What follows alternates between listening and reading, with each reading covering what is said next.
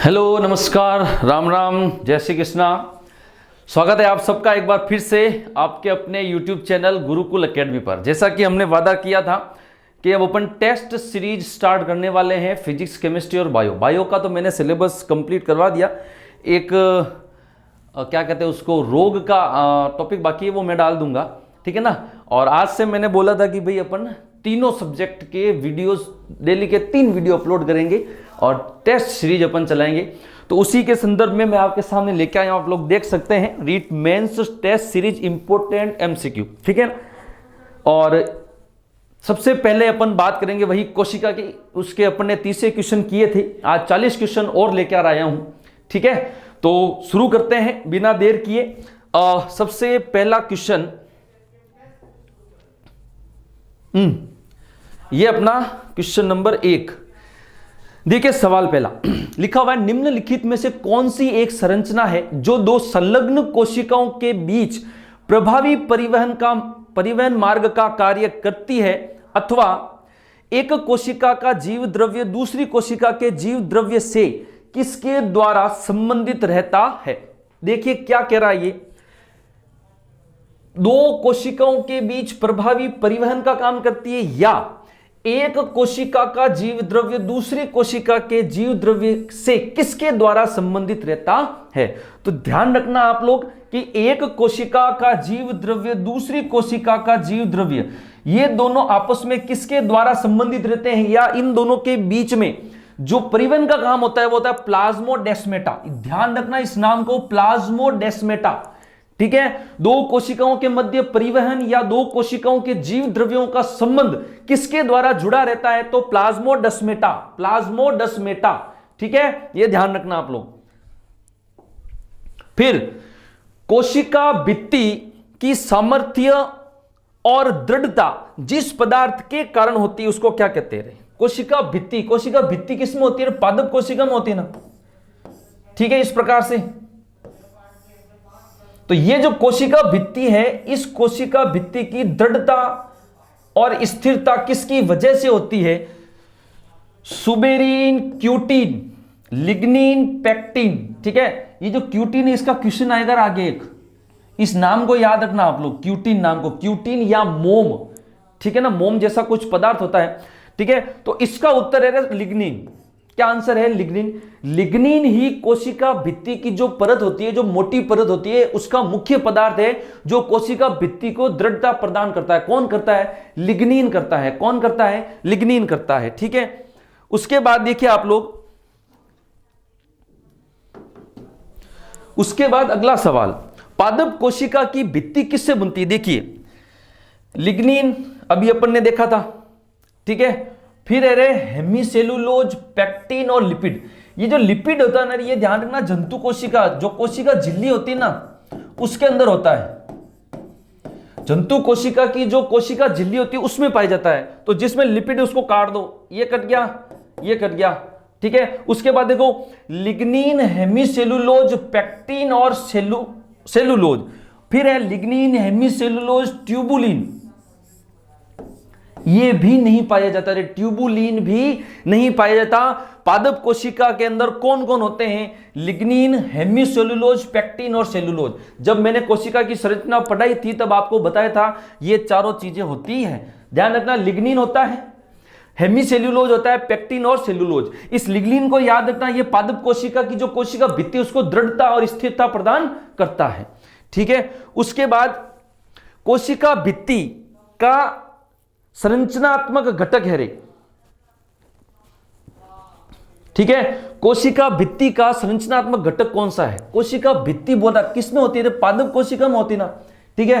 तो इसका आपको उत्तर क्या लिखना है, देखिए मैट्रिक्स, माइक्रोट्यूबुल, माइक्रोफाइब्रिल्स और अरेबिनोगैलेक्टेंस, ठीक है। तो इसका उत्तर है माइक्रोफाइब्रिल्स। कौन है, माइक्रोफाइब्रिल्स। याद रखना है, आडे टेढ़े नाम है, ध्यान रखना, याद रखना, ठीक है। कोशिका भित्ति का संरचनात्मक घटक कौन है, कोशिका भित्ति का संरचनात्मक घटक कौन है, माइक्रोफाइब्रिल्स, ठीक है। अभी अपन ने पढ़ा था ना लिग्निन, तो अगर वो आ जाए नाम में तो उसको सही करना है, अगर ये आ जाए तो इसको सही करना है, क्या है? माइक्रोफाइब्रिल्स। क्या नाम है? माइक्रोफाइब्रिल्स। ठीक है, आगे चलते हैं।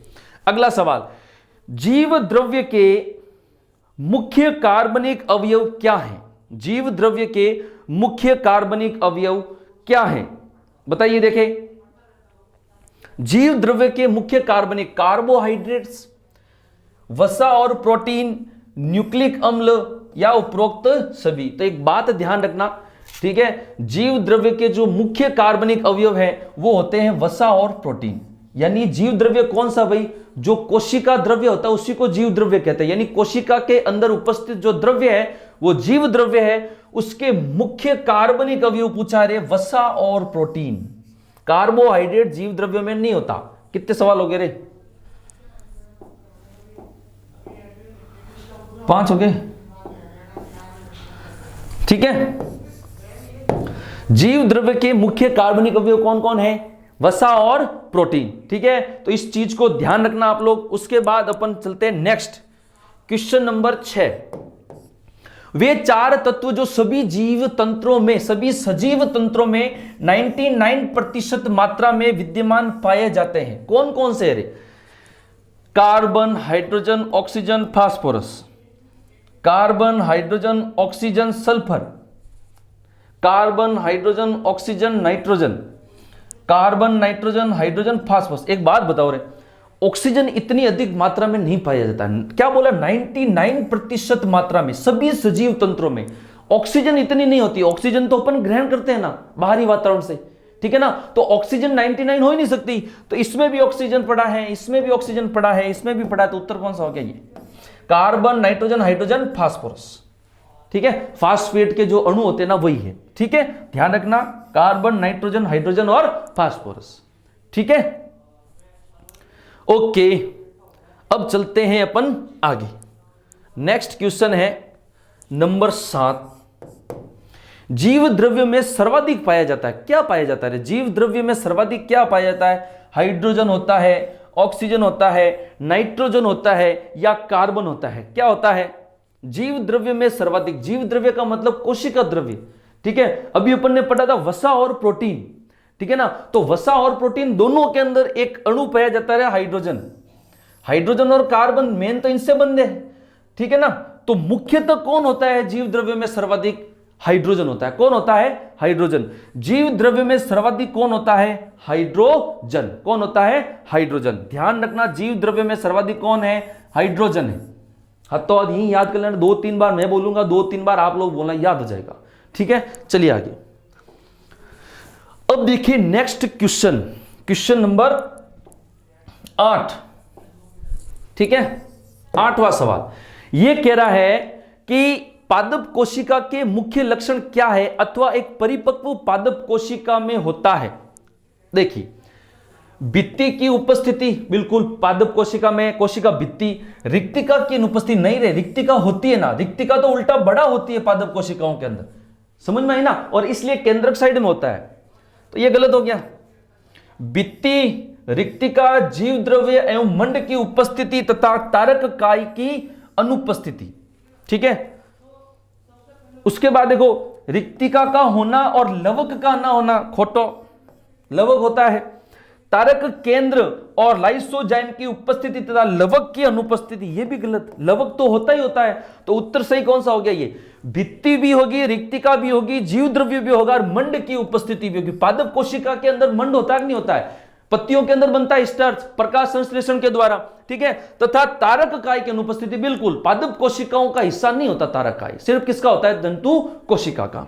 ठीक है ना, तो ये इस सवाल का उत्तर है कौन सा? ब, भित्ति, रिक्तिका, ठीक है, जीव द्रव्य, मंड की उपस्थिति और तारक काय की अनुपस्थिति। अब अपन चलते हैं नेक्स्ट क्वेश्चन 9 पे। ये रहा क्वेश्चन नंबर 9। जंतु कोशिका, ये लिखा हुआ है जंतु कोशिका एवं पादप कोशिका में मूल अंतर क्या है? देखिए दोनों में अंतर। पादप कोशिका में दृढ़ कोशिका भित्ति नहीं होती है ना, लिग्निन की भित्ति बनी हुई होती है, ठीक है। जंतु कोशिका में दृढ़ कोशिका भित्ति नहीं होती, ये सही है ना रे? जंतु कोशिका में तो प्लाज्मा कोशिका होती है, ठीक है ना, जो पारगम्य झिल्ली होती है, समझ में आई ना चीज, अर्ध पारगम्य तो होती है। पादप कोशिका में अनेक छोटी नहीं रहे, एक ही रिक्तिका होती है बड़ी सी। जंतु कोशिका में एक बड़ी रिक्तिका होती है, नहीं होती। ठीक है ना। तो एक जंतु कोशिका और पादप कोशिका में मूल अंतर क्या है? अब देखिए ये ऑप्शन चेंज भी कर सकता है, मूल अंतर में आपको कुछ भी दे सकता है। आपको जैसे अभी अपन ने पढ़ा तारक केंद्र का, तो वो जंतु कोशिका में होता है, पादप कोशिका में नहीं होता। तो ये आपको थोड़े से प्रॉपर्टीज ध्यान रखनी है। तो ये सवाल चेंज हो सकता है, ऑप्शन चेंज हो सकते हैं। ठीक है ना। तो इसका उत्तर क्या है? 90 का? 90 का उत्तर है ब। फिर है क्वेश्चन नंबर 10। ये तो सबको पता ही है, कोशिका की खोज और कोशिका सिद्धांत, इनकी खोज, कोशिका की खोज पता नहीं 1665 रॉबर्ट हुक, और जीवित कोशिका 1674, कोशिका सिद्धांत हो गया 1838। तो ये दो पूछे ना, 65 और 38। तो 38 65 अलग अलग दे रखे हैं, 38 और 65, और 65 और 38 क्रमशः पूछा रहे। तो कोशिका तो है 65 में और सिद्धांत थे 38 में, ये रहा। ठीक है, 10वां हो गया। आगे चलते हैं क्वेश्चन नंबर 11। मनुष्य तो सेलुलोज को पचा नहीं पाते, पचा नहीं पाते रे, पचा नहीं पाते, किंतु गाय भैंस आदि उसे इसलिए पचा लेते हैं क्योंकि उनके रुमेन में सेलुलोज एंजाइम होता है। नहीं रे, सेलुलोज तो वो ग्रहण करते हैं, सेलुलोज एंजाइम नहीं होता है। सेलुलोज तो वो जो शाकाहारी चीजें खाते हैं ना, पेड़ पौधे, उसमें होता है। ठीक है, उनके रुमेन में सूक्ष्म जीवाणु होते हैं। रुमेन क्या होता है रे? रुमेन क्या होता है? आहार नाल का एक हिस्सा होता है।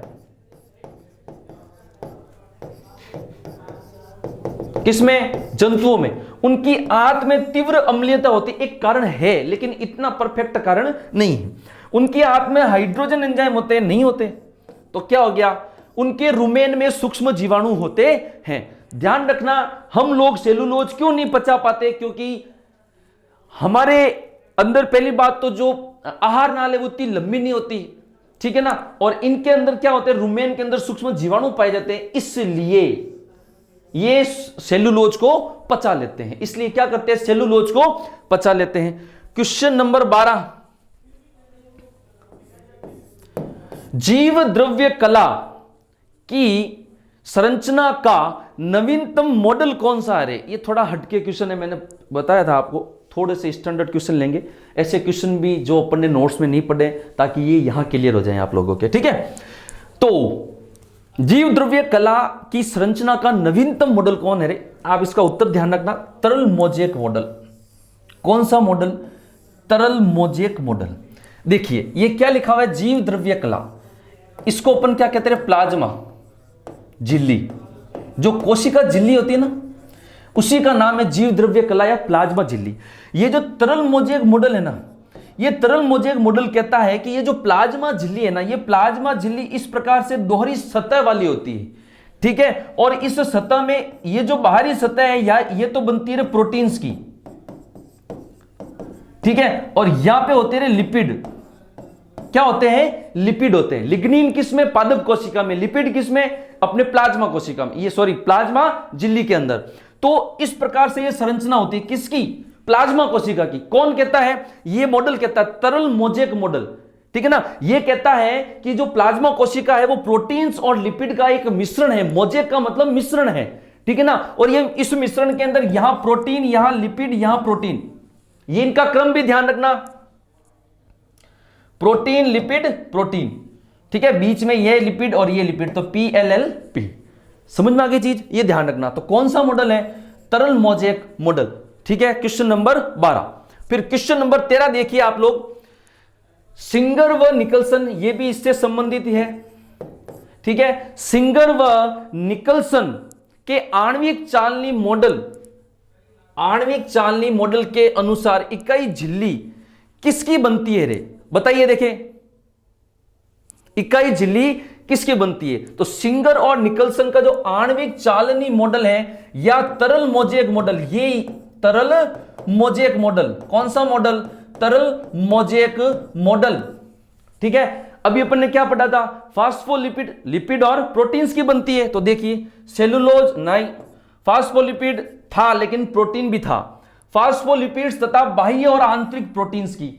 प्रोटीन कहां था रे? बाहर था ना दोनों तरफ, और लिपिड कहां था? अंदर। तो फास्फोलिपिड तथा बाह्य और आंतरिक प्रोटीन्स की, ये लो। तो तरल मोजेक जो मॉडल है दिया किसने? सिंगर और निकलसन ने। नाम भी याद रखना, सिंगर और निकलसन ने, ठीक है। इसके अनुसार प्रोटीन और फास्फोलिपिड की बनी होती है कौन? प्लाज्मा झिल्ली, ठीक है। इधर होता है प्रोटीन, इधर लिपिड, इधर प्रोटीन, ठीक है ना। तो बाहर प्रोटीन, अंदर लिपिड, ये ध्यान रखना। क्वेश्चन नंबर 13वें का सी। उसके बाद नंबर 14, तरल मोजेक मॉडल के अनुसार एक इकाई झिल्ली की रचनात्मक व्यवस्था कैसी होती है? कैसी होती रे? लिपिड की दो सतह के बीच प्रोटीन बीच में नहीं होता ना।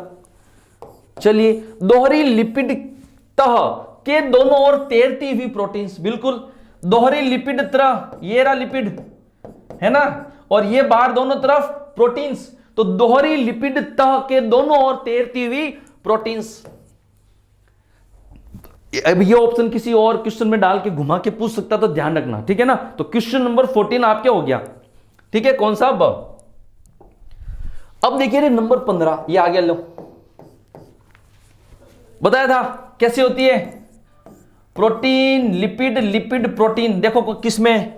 एलपीपी नहीं, पीएलएलपी, ये रहा, ठीक है। तरल मोजेक मॉडल के अनुसार प्लाज्मा झिल्ली की रचना में लिपिड और प्रोटीन का, इसको ध्यान रखना थोड़ा सा, हो ये थोड़ा ढंग का है, पूछ सकते हैं, ठीक है ना। तो क्वेश्चन नंबर 15 के अंदर पीएलएलपी, प्रोटीन लिपिड लिपिड प्रोटीन, ठीक है, ये ध्यान रखना आप लोग।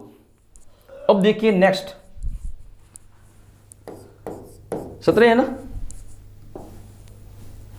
15 सॉरी 16, ये देखिए क्वेश्चन नंबर 16, गिनती लिख लीजिए। एक कोशिका का अंतः कंकाल बना होता है, कोशिका का अंतः कंकाल बना होता है। कोशिका का कंकाल वैसे किसको कहते हैं? कोशिका का कंकाल किसको कहते हैं? अंतःप्रद्रवी जालिका को नहीं कहते क्या?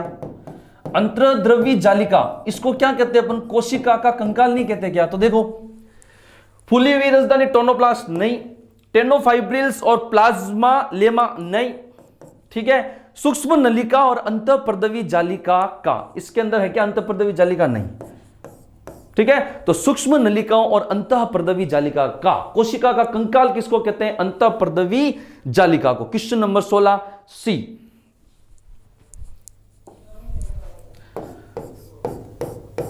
यांत्रिक आधार प्रोटीन संश्लेषण और एंजाइम परिसंचरण किसके द्वारा होता है? मैंने एक याद रखना रे कि मुख्यतः एंजाइम का संश्लेषण कौन करता है अपने शरीर के अंदर? कौन सा कोशिकांग करता है? तो अंतःप्रद्रवी जालिका, ठीक है। कोशिका झिल्ली नहीं करता, गोल्जिकाई नहीं करता, डिप्टियोसोम गोल्जिकाई, लाइसोसोम नहीं करता, कौन करता है? अंतःप्रद्रवी जालिका। तो यांत्रिक आधार प्रोटीन संश्लेषण बिल्कुल करता है, क्योंकि इस पे राइबोसोम होते हैं खुरदरी पे, और एंजाइम, अंतःप्रद्रवी जालिका का मुख्य काम क्या है? एंजाइम संश्लेषण करना। क्या काम है?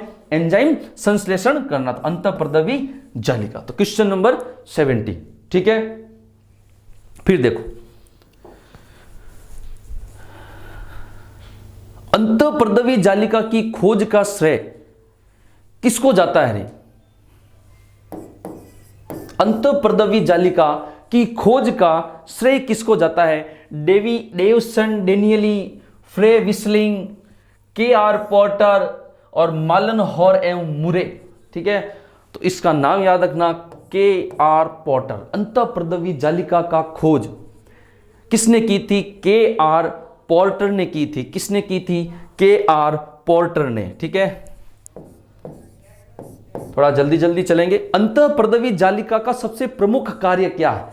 ठीक है, अंतःप्रद्रवी जालिका, अभी अपन ने बताया था अंतःप्रद्रवी जालिका का प्रमुख, देखिए प्रोटीन संश्लेषण तो राइबोसोम करता है। अब ये उसकी गलती है कि वो अंतःप्रद्रवी जालिका पे उपस्थित है, लेकिन अंतःप्रद्रवी जालिका का काम थोड़ी प्रोटीन संश्लेषण का करना। तो अंतःप्रद्रवी जालिका का प्रमुख काम क्या है? एंजाइम संश्लेषण का। क्या काम है? एंजाइम संश्लेषण का। क्या है एंजाइम? ये रहा। तो अंतःप्रद्रवी जालिका का सबसे प्रमुख कार्य क्या है? क्या है रे? एंजाइम संश्लेषण का। क्या है? एंजाइम संश्लेषण का। ठीक है, ओके, ये हो गया। उसके बाद में नेक्स्ट क्वेश्चन चिकनी अंतःपर्दवी जालिका, चिकनी अंतःपर्दवी जालिका उन कोशिकाओं में अधिक विकसित होती है जिनमें संश्लेषण होता है। जिनमें किसका संश्लेषण होता है रे?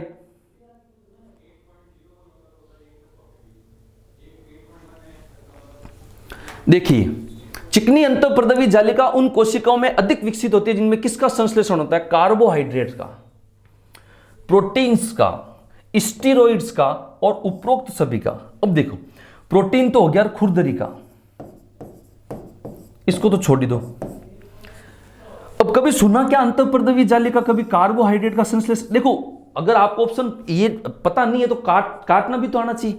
तो प्रोटीन का तो खुरदरी हो गया, चिकनी का बोल रहा है ये लोग, ठीक है। कार्बोहाइड्रेट कभी सुना अंतःपर्दवी जालिका कार्बोहाइड्रेट का संश्लेषण करती है? नहीं करती है। तो कौन है? स्टीरॉइड। क्या है? स्टीरॉइड। यानी चिकनी अंतःपर्दवी जालिका उन कोशिकाओं में अधिक विकसित होती है जिनमें किसका? स्टीरॉइड का। स्टीरॉइड क्या है रे? स्टीरॉइड एक ऐसा पदार्थ है जो अपने शरीर के मेटाबॉलिज्म को बढ़ाता है, उपापचयी क्रियाओं को कंट्रोल करता है, ठीक है। और ये जो अपनी एड्रिनल ग्रंथि होती है ना, ये इसका श्रावण करती है, स्टीरॉइड का, ठीक है। यानी शरीर के अंदर अपने एनर्जी लाने का काम करता है। ये शरीर के जो क्षत विक्षत भाग है उनको वापस निर्माण करने में काम करता है। हालांकि इसके नुकसान भी खूब है स्टीरॉइड के, एज ए ड्रग्स के जैसे काम में आता है, ठीक है ना। तो अपने को इतना ध्यान रखना है कि चिकनी अंतःपर्दवी जालिका उन कोशिकाओं में अधिक विकसित होती है जिसमें किसका संश्लेषण होता है? स्टीरॉइड का संश्लेषण होता है। किसका? स्टीरॉइड का, ठीक है। फिर देखिए नेक्स्ट, कौन सा कोशिकांग सर्वाधिक बहुरूपी है? इंपॉर्टेंट क्वेश्चन, ध्यान रखना। कौन सा कोशिकांग है रे? गोल्जी इकाई। कौन है? गोल्जी इकाई। अब यहां पे कहीं गोल्जी इकाई दिख रहा है तुम लोगों को? Lysosome, spherosome, ribosome, dictyosome. ये जो स्फेरोसोम है ना, ये माइक्रोबॉडी होता है। क्या होता है? माइक्रोबॉडी। जैसे पेरोक्सिसोम पढ़ा अपन लोगों ने, श्वसन, प्रकाशीय श्वसन के लिए उत्तरदायी होता है पेरोक्सिसोम, तो वो भी माइक्रोबॉडी है, ये भी माइक्रोबॉडी। स्फेरोसोम ये क्या करता है? तेल और मोम के अणुओं का संश्लेषण करता है। अभी आएगा क्वेश्चन आगे। तो गोल्जी इकाई कहीं नहीं दिख रहा, ये रहा नाम गोल्जी इकाई का, डिक्टियोसोम कहते हैं गोल्जी इकाई को। क्या कहते हैं? डिक्टियोसोम। तो कौन सा कोशिकांग सर्वाधिक बहुरूपी है? बहुरूपी कौन है? गोल्जी इकाई है। सर्वाधिक चेंज किसमें होते रहे? गोल्जी इकाई के अंदर सर्वाधिक चेंज होते हैं, सर्वाधिक बहुरूपी गोल्जी इकाई। नाम याद क्या रखना है? डिक्टियोसोम। क्या नाम है? डिक्टियोसोम, डिक्टियोसोम, ठीक है। क्वेश्चन नंबर 21,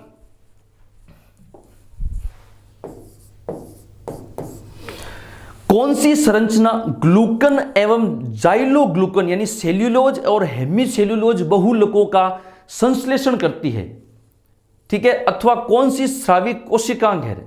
अब एक बात बताओ, हेमीसेल्यूलोज और सेल्यूलोज का संश्लेषण कौन करता है?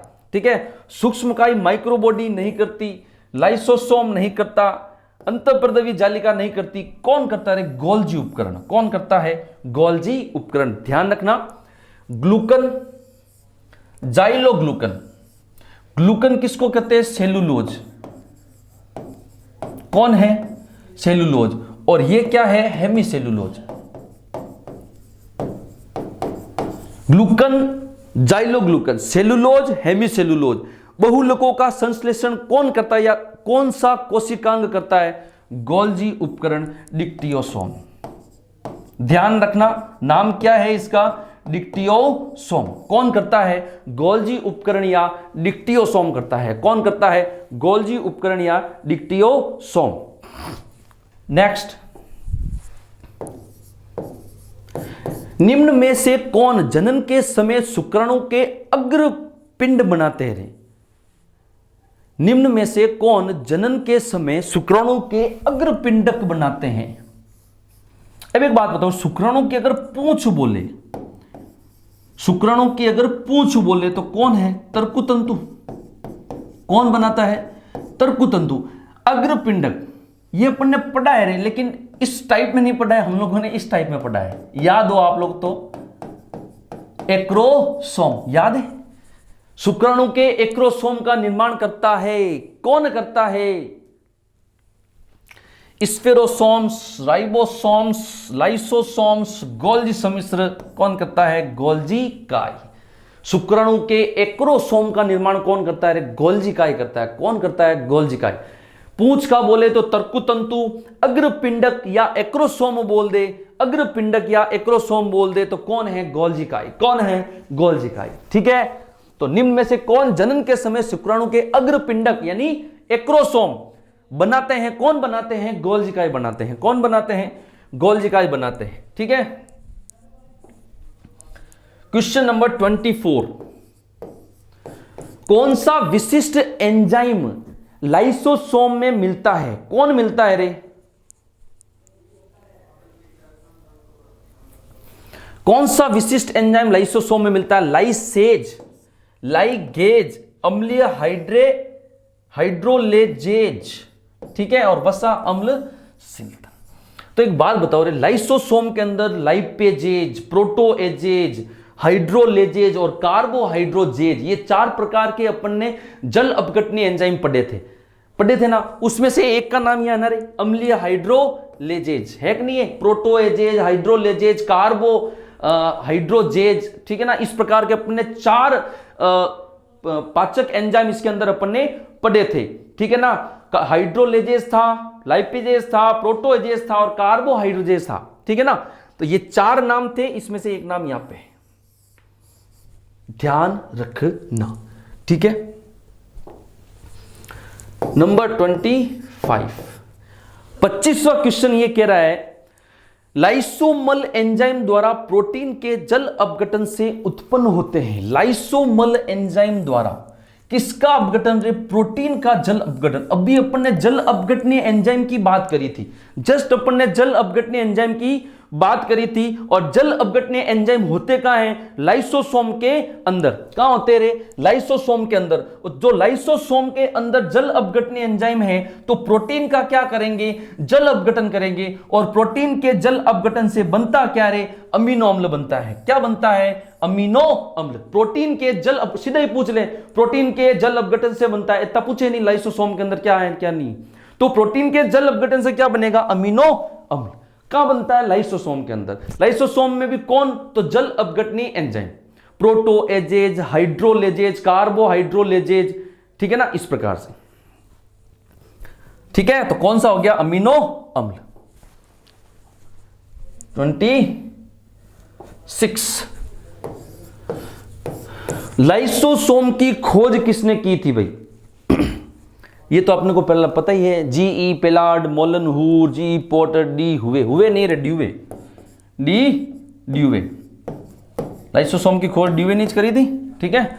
चलो आगे, ये नॉर्मल क्वेश्चन था। क्वेश्चन नंबर 27, प्रकाशीय श्वसन किस कोशिकांग में संपन्न होता है? माइटोकॉन्ड्रिया, डिक्टियोसोम या लाइसोसोम, परऑक्सीसोम या ग्लाइऑक्सीसोम, अंतःप्रदवी जालिका। एक सबसे लास्ट में कोशिकांग पढ़ाए था रे, परऑक्सीसोम। छोटा सा एक लाइन ही लिखी थी उसके अंदर कि यह प्रकाशीय श्वसन के लिए उत्तरदायी, यही लाइन लिखी थी एक ही, किसमें? परऑक्सीसोम के अंदर। तो प्रकाशीय श्वसन के लिए कौन जिम्मेदार होता है या कौन उत्तरदायी होता है? तो परऑक्सीसोम। दूसरा नाम ग्लाइऑक्सीसोम, दोनों याद रखना। अगर ये ऑप्शन में नहीं आए तो ग्लाइऑक्सीसोम। प्रकाशीय श्वसन के लिए कौन सा कोशिकांग या कौन सी माइक्रोबॉडी जिम्मेदार है? तो परऑक्सीसोम या ग्लाइऑक्सीसोम।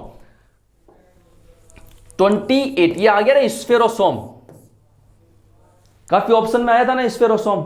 28 दिखता रहा है, 28।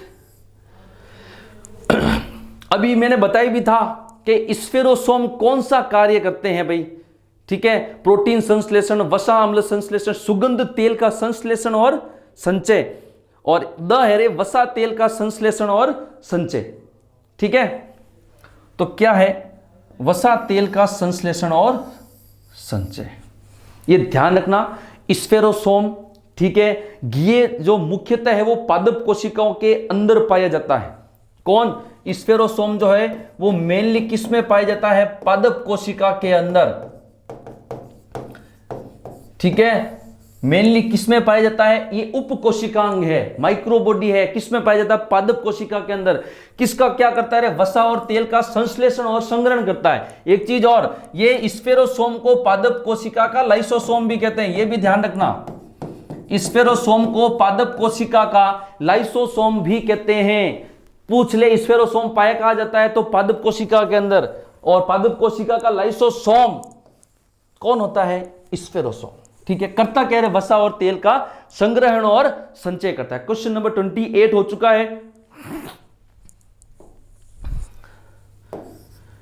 कौन सा कोशिकांग मोम और क्यूटीन, मैंने बोला था ये क्यूटीन शब्द ध्यान रखना आगे, मोम, क्यूटीन, तेल, वसा, सबका संश्लेषण कौन करेगा रे? स्फेरोसोम। पादप कोशिका में पाया जाता है, पादप कोशिका का लाइसोसोम भी इसको अपन कहते हैं। ठीक है, उसके बाद देखिए रे, राइबोसोम किसके केंद्र हैं अथवा राइबोसोम का कार्य क्या है? प्रोटीन संश्लेषण नहीं है क्या? अब इसके अंदर कहां है रे प्रोटीन संश्लेषण? पेप्टाइड संश्लेषण, अमीनो अम्ल संश्लेषण, नत्रजन स्थायीकरण, न्यूक्लियोटाइड संश्लेषण, फास्फोलिपोप्रोटीन, ये है ना रे। जब प्रोटीन नहीं है तो कौन सा होगा रे? पेप्टाइड संश्लेषण, क्योंकि प्रोटीन से क्या बनते हैं? पेप्टाइड।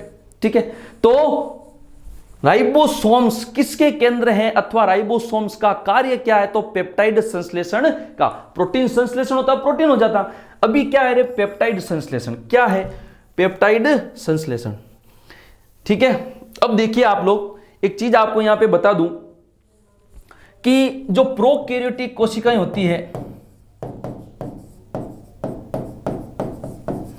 उसमें कितने होते रहे? 70 प्रकार के, और यूकैरियोटिक उसमें कितने होते रहे? 80 प्रकार के। ठीक है, अब 80 में 60 प्लस 40 ये उप इकाइयां हैं, और 70 में 50 प्लस 30 ये उप इकाइयां हैं। उप इकाइयां पूछ सकते हैं कि 70 प्रकार के राइबोसोम की उप इकाइयां, यह स्वेद वर्ग गुणांक क्या है? ठीक है ना, तो 70 में उप इकाइयां 50 प्लस 30 जोड़ना नहीं है, 50 30 80 नहीं करना, 70 80, हाँ 50 ये लो ओकुम, बस।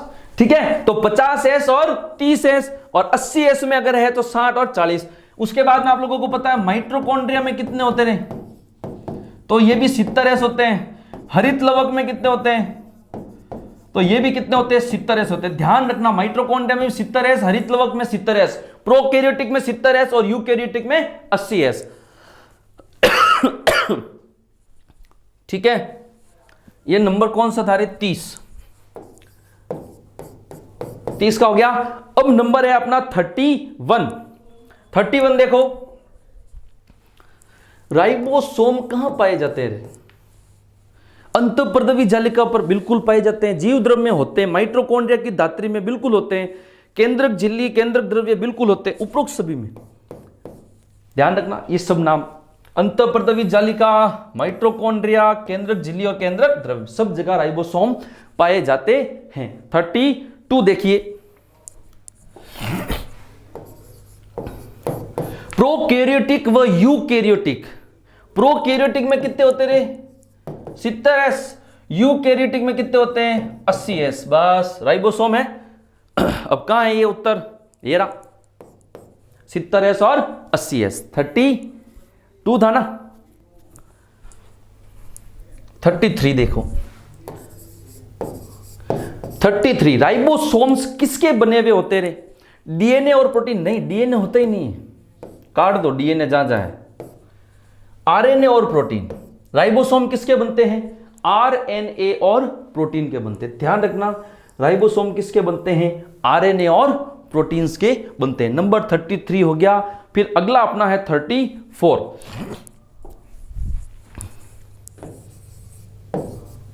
34 देखिए आप लोग, प्लास्टोराइबोसोम का औसत गुणांक क्या है अथवा असीम केंद्रीय जीवाणु में राइबोसोम कैसे होते हैं? ये असीम केंद्रीय क्या होते हैं? असीम केंद्रीय का मतलब आपके हो गया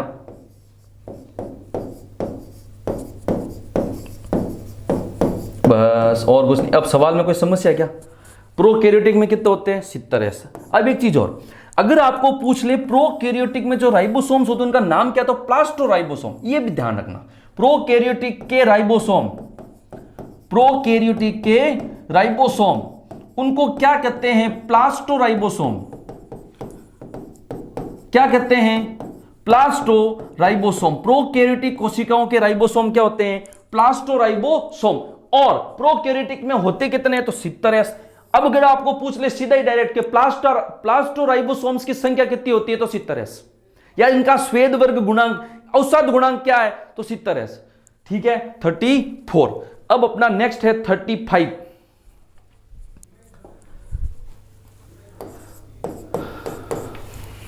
देखो, प्लाज्मा झिल्ली मुख्यतः बनी हुई होती है। प्लाज्मा झिल्ली किसकी होती है? अभी अपन ने पढ़ा था ना वो तरल मोज़ेक मॉडल वाला, इस प्रकार से ये प्रोटीन, लिपिड प्रोटीन। प्रोटीन्स की जो कार्बोहाइड्रेट की द्विपरत नहीं रे, कार्बोहाइड्रेट की परत ही नहीं होती रे, फास्फोलिपिड की होती है। फास्फोलिपिड की परत जो एक प्रोटीन द्विपरत में अंतः स्थापित होती है। परत फास्फोलिपिड की कहां है? बाहर तो प्रोटीन की है। ठीक है, प्रोटीन की परत जो एक फास्फोलिपिड द्विपरत में अंतः स्थापित होती है। परत किसकी है? फास्फोलिपिड द्विपरत। ठीक है, ध्यान रखना। 35। फिर 36। 36 कहता है कोशिका झिल्ली में सर्वाधिक मात्रा में पाया जाने वाला लिपिड कौन सा है? ठीक है, अभी जस्ट पढ़ा था। कौन सा है रे? फास्फोलिपिड नहीं है क्या?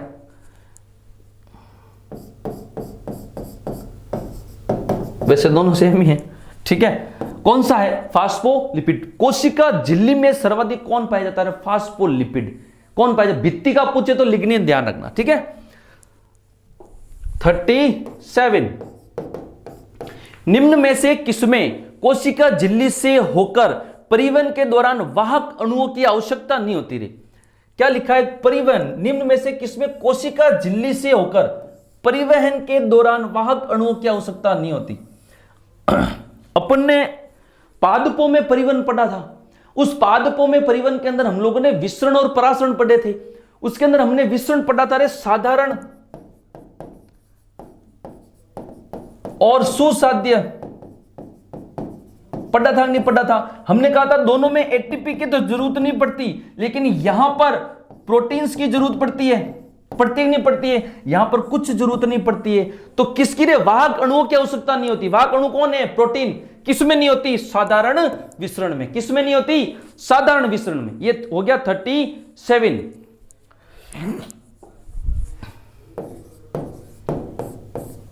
ऑक्सीसोम किससे संलग्न रहते हैं? माइटोकॉन्ड्रिया की बाह्य झिल्ली से, माइटोकॉन्ड्रिया की आंतरिक झिल्ली से, हरितलवक की बाह्य झिल्ली से, हरितलवक की आंतरिक झिल्ली से। ऑक्सीसोम को अपन ने क्या बोला था रे? F1 कण नहीं बोला था क्या? माइटोकॉन्ड्रिया की आंतरिक झिल्ली पर छोटे छोटे कण मौजूद होते हैं जिनको F1 कण या ऑक्सीसोम कहते हैं, नहीं बोला था क्या? तो कहां है? आंतरिक झिल्ली में नहीं है क्या? आंतरिक झिल्ली के अंदर है, F1 कण कहते हैं। इनका नाम क्या है? ऑक्सीसोम। ठीक है, उसके बाद मेरे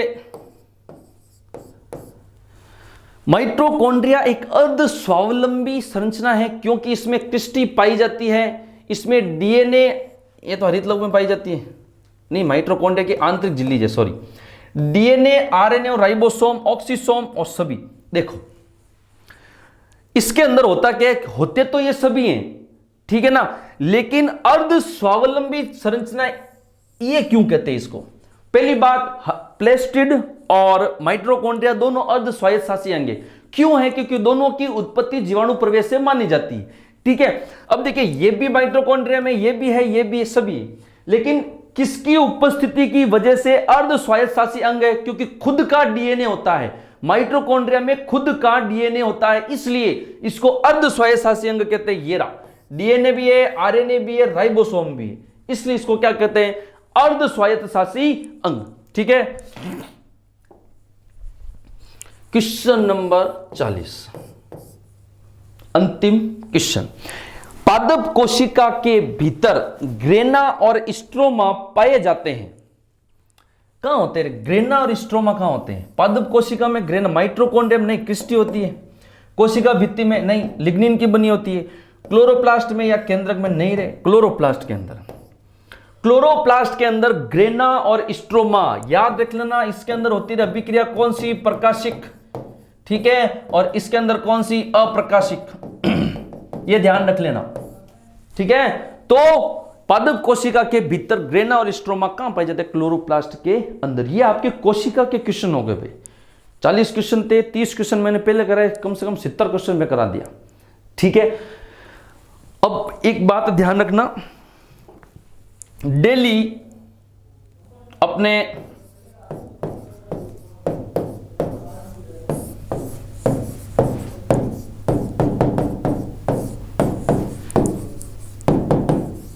इन तीनों के टेस्ट सीरीज चलेगी डेली, मतलब एक वीडियो इसका, एक इसका, एक इसका, टोटल आप लोगों को रोज कितने मिलेंगे, अब 3। जब तक सभी टॉपिक पूरी तरह से, मान लो एक जैसे मान लो कोशिका टॉपिक है, अगर इसके मान लो सवाल एक बार 70 मिले, दूसरी बार 50 और मिले तो वो भी करूंगा। ऐसा नहीं है कि एक टॉपिक के एक ही एमसीक्यू का वीडियो लेकर, नहीं, 70 मिले, अगर 70 और अच्छे मिल गए तो वो भी करवाऊंगा, एक टॉपिक के 2 से 3 वीडियो भी, लेकिन कंटिन्यूटी अपन यही रखेंगे, एक इसका, एक इसका, एक इसका, डेली के कितने वीडियो, 3, ठीक है।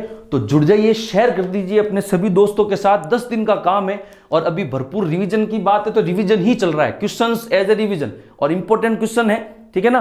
तो ज्यादा से ज्यादा करिए शेयर और अपनी तैयारी को और मजबूत बनाइए। मिलते हैं अपन नेक्स्ट वीडियो में, तब तक के लिए जय हिंद, जय भारत।